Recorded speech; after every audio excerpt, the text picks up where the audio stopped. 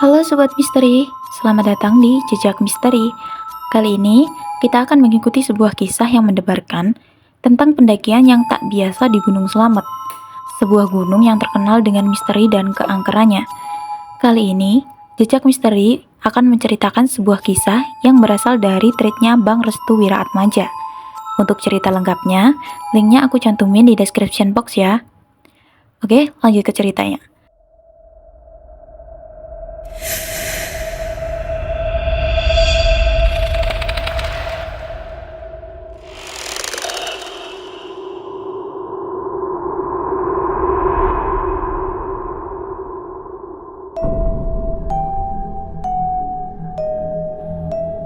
Pendakian ke Gunung Slamet via jalur Bambangan ternyata bukan hanya soal fisik dan stamina, tapi juga mental. Wahyu dan 3 temannya, Aep, Ina, dan Charlie, berangkat dengan penuh semangat, tak menyangka bahwa di balik keindahan alam tersimpan misteri dan teror. Yang mereka pikir akan jadi pendakian biasa, berubah menjadi perjalanan penuh gangguan makhluk gaib. Dari suara aneh, bayangan misterius, hingga sosok menyeramkan. Setiap langkah mereka semakin menyeret mereka ke dalam atmosfer mistis Gunung Slamet. Jadi, sebenarnya ada kisah mistis apa sih tentang perjalanan pendakian mereka berempat di Gunung Slamet? Yuk, kita mulai ceritanya. Oke, cerita ini ditulis oleh Bang Restu Wiraatmaja di Twitter yang udah ditonton lebih dari 390.000 kali. Kisah ini menceritakan tentang pendakian 4 orang kawan yang mendapatkan berbagai gangguan yang cukup ekstrim dan menyeramkan, yang ternyata disebabkan oleh salah satu kawannya yang reget atau kotor. Jadi gimana ceritanya? Yuk masuk ke ceritanya. Sore itu, tepat di malam Jumat Kliwon, Wahyu bersama dengan ketiga orang temannya, Aep, Shirley, dan Ina, melakukan pendakian ke Gunung Slamet via Bambangan. Saat itu, kondisi cuaca sangat bagus, sangat memungkinkan mereka mendapatkan view yang bagus di puncak. Wahyu memimpin doa untuk mengawali pendakian. Ia juga tidak lupa untuk mengingatkan kepada teman-temannya agar tetap waspada di saat pendakian dimulai. Wahyu sengaja mengatakan hal seperti itu, karena Gunung Slamet sendiri memiliki atmosfer mistis yang berbeda dari gunung-gunung lainnya. Memang, ada beberapa gunung yang terkenal mistis dan angker. Namun untuk Gunung Slamet sendiri, Wahyu merasa bahwa Gunung Slametlah yang sangat seram. Wahyu berada di posisi depan, disusul oleh Shirley dan juga Ina. Lalu di bagian terakhir ada si Aep. Di saat perjalanan dimulai, mereka melewati sebuah gerbang hits di dekat base camp. Trek perjalanan belum tentu menanjak, karena masih melewati area perkebunan milik warga. Setelah beberapa tanjakan terlewati, mereka berempat menemukan deretan warung sederhana milik warga. Awalnya, mereka kira itu adalah pos 1, namun ternyata itu adalah pos bayangan, tempat di mana para pendaki beristirahat sejenak untuk mencicipi semangka dan tempe kemul yang dijajakan oleh warga di sana. Tidak berapa lama lagi, mereka akan menikmati trek Gunung Slamet yang sebenarnya dengan tanjakan yang membuat dengkul hampir copot. Singkat cerita, sampailah Wahyu dan teman-temannya di pos 1. Pos 1 via Bambangan ini bernama Pondok Gembirung. Di pos ini, masih ada juga beberapa warung yang menjajakan nasi dan lain sebagainya. Wahyu dan teman-temannya kembali melanjutkan perjalanan untuk menuju pos 2. Sesampainya di pos 2, Wahyu seringkali menatap ke area pepohonan. Ia menyadari bahwa cahaya matahari sudah sedikit redup.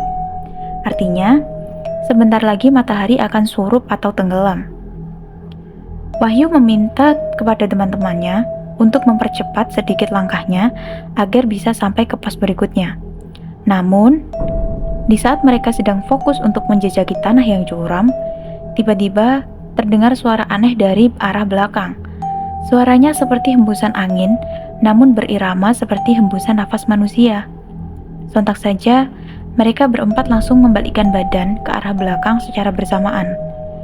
Shirley yang kebetulan agak penakut langsung menampakkan wajah khawatir ke arah Wahyu. "Why, itu suara apa?" tanya Shirley. "Udah, jalan aja. Udah surup nih," ucap Wahyu. Mereka kembali melanjutkan perjalanan. Hari sudah semakin gelap. Wahyu meminta kepada teman-temannya untuk kembali mempercepat langkah mereka. Di sela-sela sore hari yang sudah hampir gelap, banyak suara-suara aneh yang muncul dari kiri kanan perjalanan. Dimulai dari suara burung-burung, juga suara aneh yang membuat bulu kuduk merinding seketika.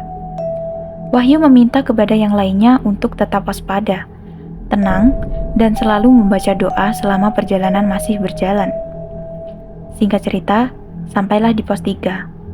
Ina meminta kepada Wahyu untuk istirahat sejenak, karena kakinya sedikit sakit di bagian paha. Ina pun langsung meminta Shirley untuk mengoleskan kakinya dengan menggunakan fresh care agar sedikit kuat kembali. "Masih kuat nggak?" tanya Aep. "Insya Allah kuat," jawab Ina. "Habis ini sama Rantu bisa kan?" tanya Wahyu. "Samarantu?"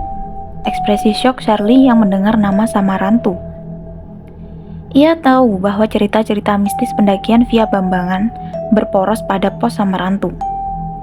"Udah, bismillah aja. Asalkan jangan sampai pikirannya kemana-mana. Jalan aja terus," ucap Wahyu.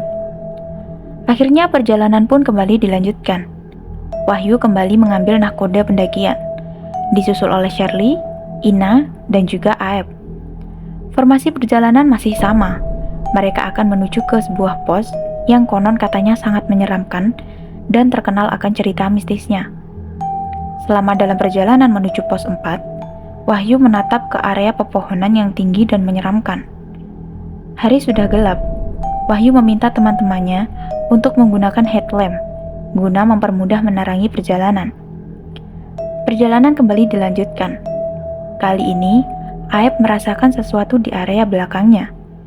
Ia merasakan seperti ada sesuatu yang sedang mengikuti jejak langkahnya secara berturut-turut. Suaranya mirip seperti seseorang yang berjalan menggunakan tongkat kayu. Tuk, tuk, tuk. Aep berhenti sejenak dan melihat ke arah belakang. Headlampnya ia arahkan ke sebuah pohon, tepat di mana bayangan hitam sedang menengok. Aep percaya bahwa itu adalah salah satu penunggu di Gunung Slamet. Sosok itu seringkali mengikuti para pendaki dengan suara tongkat yang dibunyikan ke area tanah, tempat para pendaki menjejaki kakinya. Lain hal dengan Shirley. Ia merasakan hawa yang berbeda. Shirley merasakan keberadaan para penunggu yang sedang bergelantungan di atas pohon. Ingin rasanya mata Shirley melirik ke arah atas. Namun dari arah belakang, Aep kembali mengingatkan untuk tidak terpengaruh terhadap apa-apa yang ada di atas pepohonan. Akan tetapi, di saat mereka berempat melewati salah satu pohon pinus yang besar, tiba-tiba terdengar sayup-sayup suara wanita tertawa dari pohon tersebut. Wahyu dan lainnya langsung berhenti sejenak. "Jangan terpengaruh, lanjut aja," ucap Wahyu.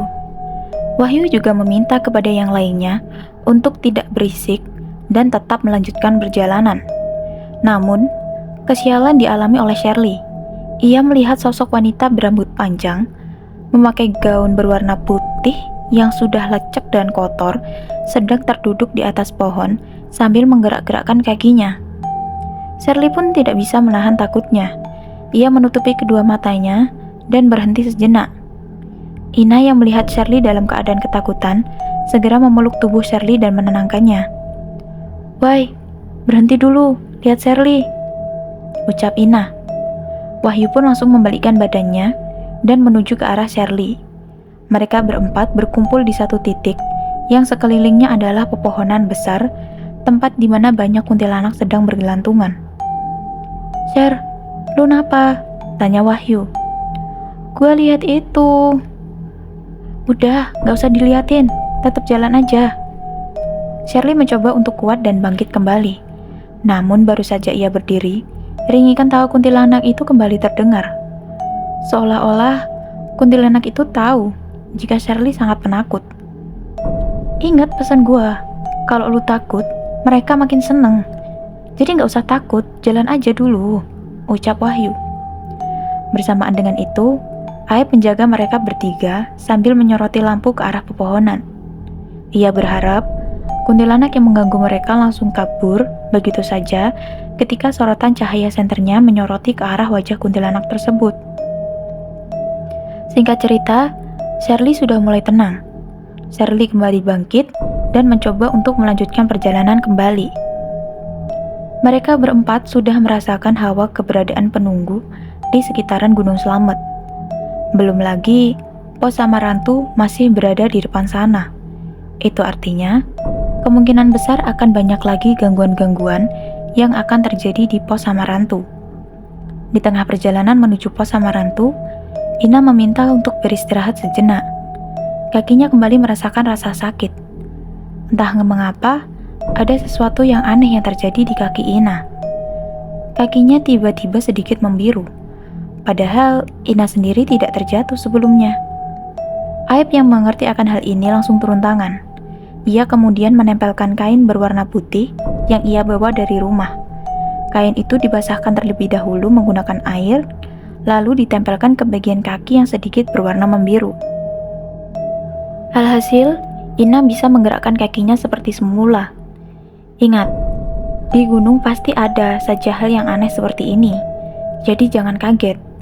Pos Samarantu bentar lagi akan sampai, ucap Aep. Ina kembali bangkit, dibantu oleh Shirley. Perjalanan menuju pos Samarantu kembali dilanjutkan. Singkat cerita, mereka berempat sampai ke pos Samarantu. Ketika kaki-kaki mereka menginjakkan tanah di pos Samarantu, tiba-tiba angin berhembus kencang, seakan hendak menyambut kedatangan mereka. "Wai, aman kan?" tanya Shirley. Wahyu hanya terdiam. Beberapa saat kemudian, Wahyu meminta teman-temannya berkumpul dan membentuk lingkaran. Kemungkinan akan ada kalimat yang penting yang dilontarkan dari mulut Wahyu. Wahyu pun berucap, "Ini pos Samarantu. Jika ada yang menatap kalian dari sisi pohon, tetap tundukkan wajah ke tanah sembari terus berjalan. Jika ada yang mengikuti kalian dari belakang, tetap berjalan ke arah depan. Jika ada yang memanggil nama kalian, namun dengan nada yang berbeda dari nada yang sering kita ucapkan, tetap berjalan ke arah depan. Itu pesanku untuk kalian semua." Shirley, Ina, dan Aep mengangguk paham. Di hadapan mereka telah berdiri pepohonan yang menjulang tinggi. Bukan hanya itu, tiap jalannya juga curam, ditambah dengan hembusan angin yang seolah-olah sengaja ditiupkan untuk menusuk hawa dingin yang amat menyakitkan di bagian dalam tubuh. Selamat datang di pos Samarantu. Mereka berempat pun mulai menjejaki perjalanan kembali. Sudah lumayan malam, mereka belum sampai ke pos 5, pos di mana menjadi target utama untuk beristirahat. Namun, untuk menuju ke pos sana, harus melewati pos Samarantu di malam hari. Pos yang sangat dibicarakan para pendaki karena keseramannya. Tekad sudah digenggaman. Mereka berempat sudah mulai memasuki hutan-hutan yang konon katanya tempat bersarangnya para kuntilanak yang kerap mengganggu para pendaki. Suara langkah kaki mereka berempat terdengar menggertak. Dedaunan yang layu diinjaknya begitu saja, hingga membuat nada yang krusial bagi para penghuni pos Samarantu.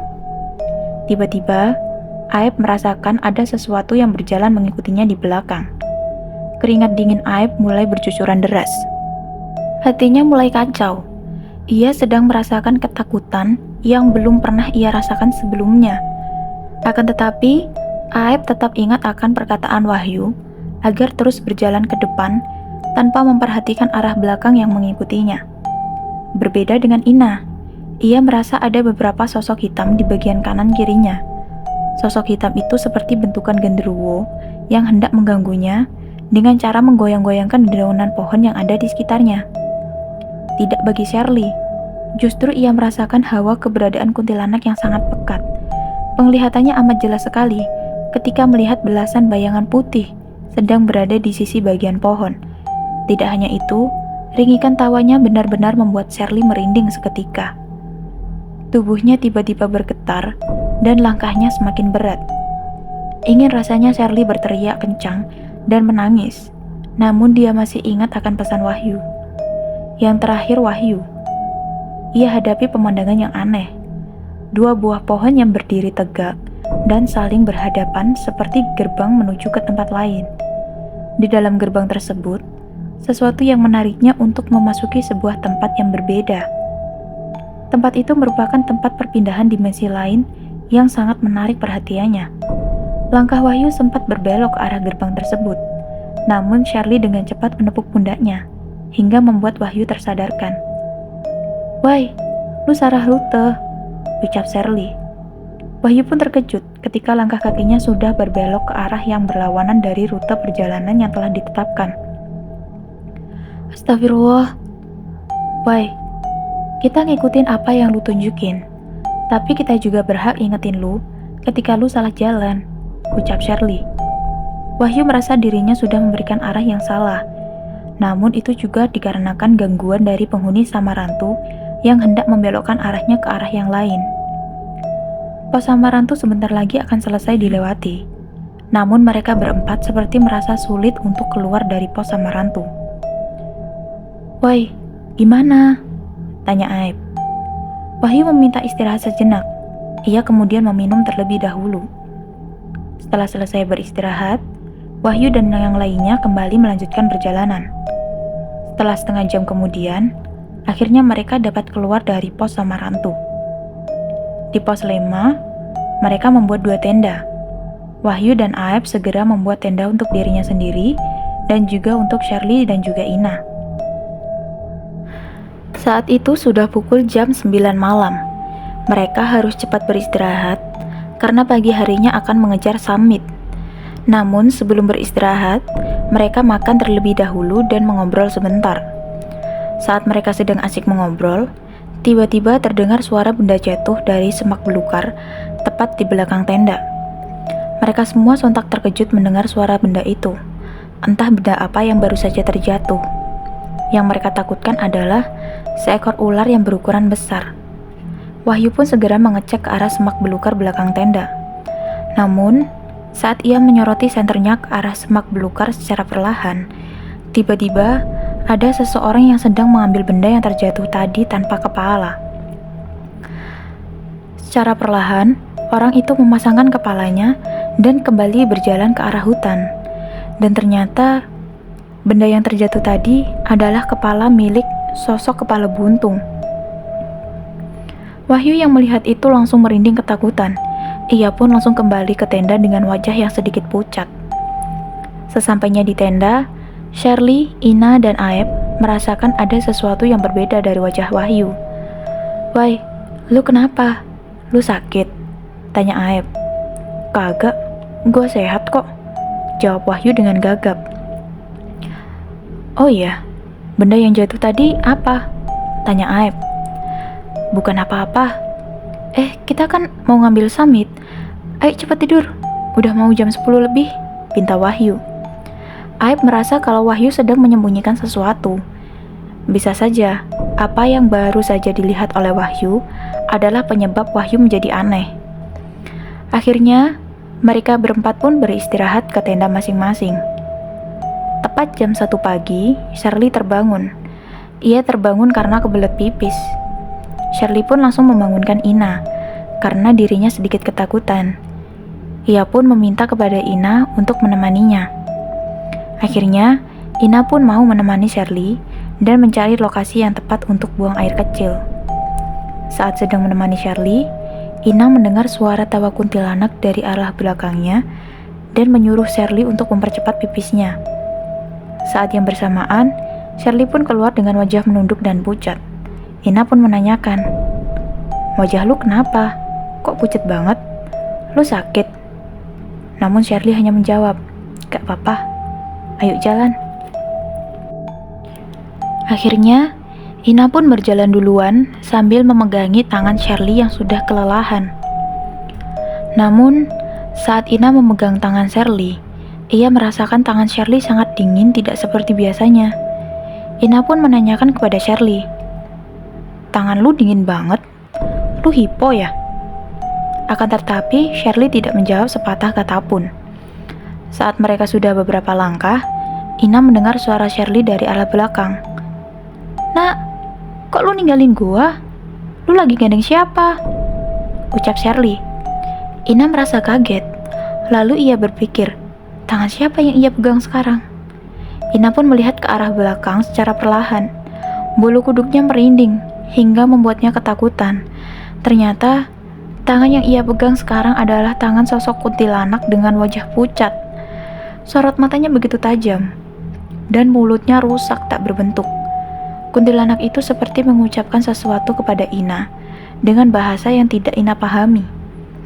Ina berteriak kencang dan pingsan saat itu juga. Wahyu dan Aep yang mendengar teriakan Ina langsung menuju ke tempat lokasi. Shirley yang melihat Ina pingsan langsung terdiam sejenak.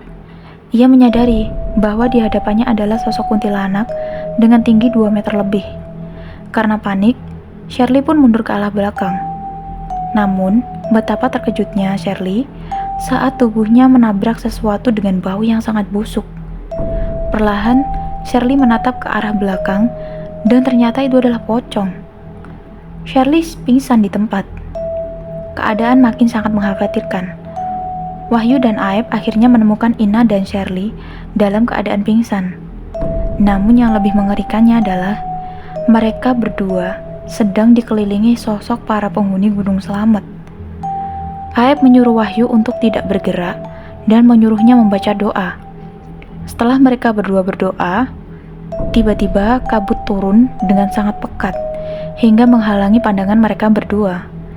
Para penghuni Gunung Slamet pun berhamburan pergi dari tempat si Ina dan Shirley. Singkat cerita, mereka berdua bergegas mengangkat tubuh Shirley dan Ina. Aep menuju ke tempat Shirley, sedangkan Wahyu menjaga Ina. Mereka berdua segera membawa Ina dan Shirley ke tenda dan menjaga keduanya seharian penuh karena takut akan teror-teror lainnya. Keesokan harinya, Ina masih belum bisa menceritakan kejadian semalam. Ia masih ketakutan dan tangannya terus bergetar. Wahyu pun meminta kepada Aep agar mempercepat menuju ke puncak dan segera turun ketika telah berfoto-foto. Ternyata, kejadian semalam membuat Wahyu ketakutan. Pasalnya, Wahyu merasa ada sesuatu yang salah dari mereka berempat. Alhasil, mereka melanjutkan perjalanan menuju ke pos berikutnya dan menuju ke puncak. Singkat cerita, setelah menuju ke puncak mereka berfoto-foto seperti biasa, dan akhirnya mereka pun lekas turun. Selama dalam perjalanan turun, mereka berempat saling diam-diaman. Mereka berempat saling menuduh satu sama lain dalam hati mereka. Alhasil, perjalanan dari puncak menuju ke tenda serasa sangat cepat karena tidak adanya obrolan dan lebih memprioritaskan untuk segera turun ke bawah. Akhirnya, Wahyu menyuruh kepada yang lainnya untuk beristirahat sejenak, lalu turun ke bawah. Setelah usai beristirahat, masing-masing dari mereka segera menyiapkan diri dan mereka pun berlanjut untuk turun ke bawah. Singkat cerita, mereka berjalan menuju pos 4. Pos di mana gangguan satu persatu dari mereka yang berbeda dan menentukan letak dari kesalahan yang mereka perbuat. Namun saat berada di tempat yang sama, Ina melihat ada 2 pendaki wanita sedang berdiri dengan posisi mengarah ke arah jurang. Anehnya, yang melihat itu hanyalah Ina sendirian. Ina hanya terdiam dan hatinya mulai tidak tenang. Ia merasakan seperti ada sesuatu yang mengganjal. Berlanjut di pos 3, Ina tiba-tiba terjatuh. Wahyu, Aep, dan Shirley langsung menolong Ina. Namun ternyata, Ina kerasukan salah satu penunggu gunung itu.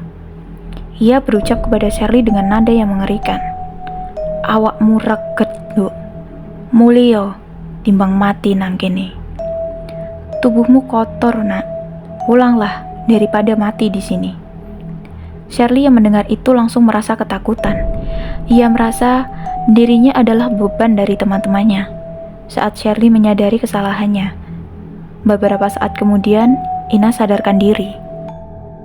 Wahyu pun merasakan firasat yang buruk. Lebih dari 30 menit mereka terdiam di pos ketiga. Mereka bertiga hanya bisa menunggu Ina untuk siuman. Alhasil, 1 jam kemudian Ina pun sadar.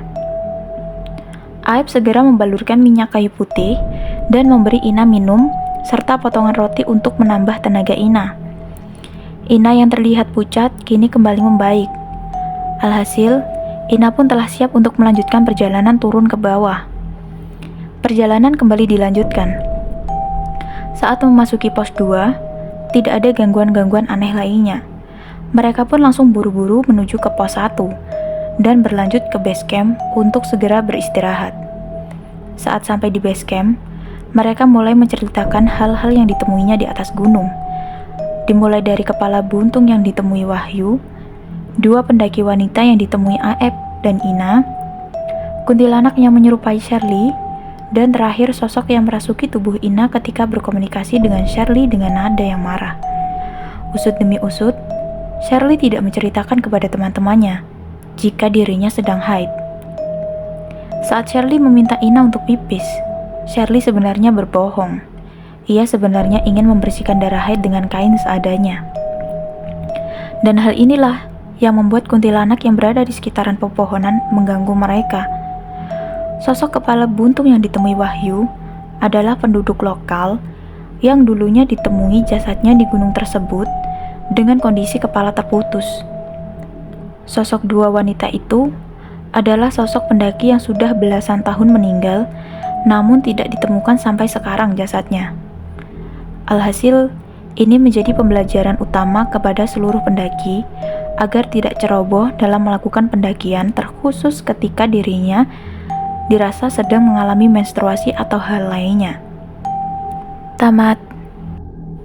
Dan itulah akhir dari kisah pendakian penuh misteri di Gunung Slamet. Wahyu, Ina, Shirley, dan Aep berhasil kembali. Namun pengalaman mereka meninggalkan trauma mendalam yang akan sulit dilupakan. Gunung Slamet memang menyimpan sejuta cerita tak kasat mata, dan kisah mereka hanya salah satu dari banyak yang pernah terjadi. Apa yang sebenarnya terjadi di gunung ini? Apakah semua itu hanya halusinasi karena kelelahan? Atau memang ada yang menunggu di balik kegelapan hutan? Pastikan untuk selalu waspada dan menjaga diri ketika mendaki, karena alam punya cara sendiri untuk menyapa. Sampai jumpa di cerita misteri berikutnya. Tetap bersama Jejak Misteri dan selalu ingat bahwa tidak semua yang terlihat berarti tidak ada. Jangan lupa tinggalkan jejak dengan klik tombol subscribe-nya, nyalakan lonceng notifikasinya biar kalian gak ketinggalan video baru dari aku. Jangan lupa juga klik like dan share video ini kalau kalian suka. See you next video ya. Bye-bye.